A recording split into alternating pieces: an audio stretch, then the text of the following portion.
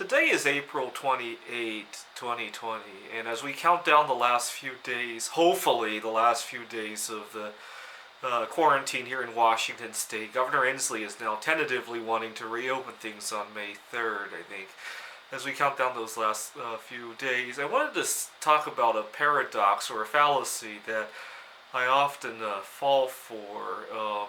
See, during the quarantine, my girlfriend and I decided that we weren't really meant for each other. We found that we were a lot happier away than we were together. I mean, we haven't fought or anything, but we like our personal space now. And I keep thinking that when we reopen, the first thing I want to do is to go mingle with other girls, and I keep thinking that perhaps other couples have decided that they weren't a good fit, and that I could jump right into to like hunting season or something like that, right? And I know I'm being way too optimistic, and I'm probably going to be disappointed. But you know what? This is a harmless one because it's helping me getting through the quarantine, right? In the past, unfortunately, I'm glad I'm much more mature now that the quarantine has happened. If it had happened 5 or 10 years ago, I would be really worried for my life. I mean, I've had times where I've almost wanted to take my own life over things that were much smaller than this, right?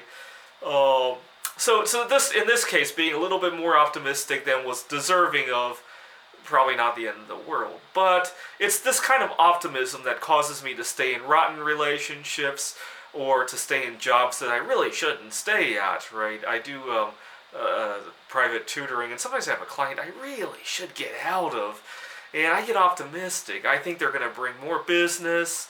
I had a client who was Asian, and they're from China, and I thought for sure that I could get more clients out of them, and I thought for sure that I would meet some other Asian families in the area, and maybe not get another client, but get a friend or a business partner of some sort, right?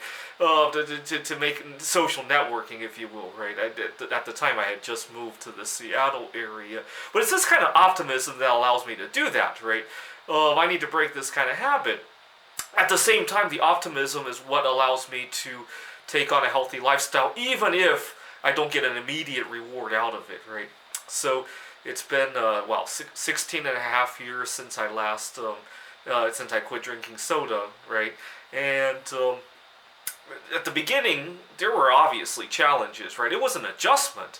As much as I like to downplay it, there were some adjustments to be made. There were times where my instinct was to grab for a soda, and I was like, oh no, I can't do that, and I have to make an adjustment, right?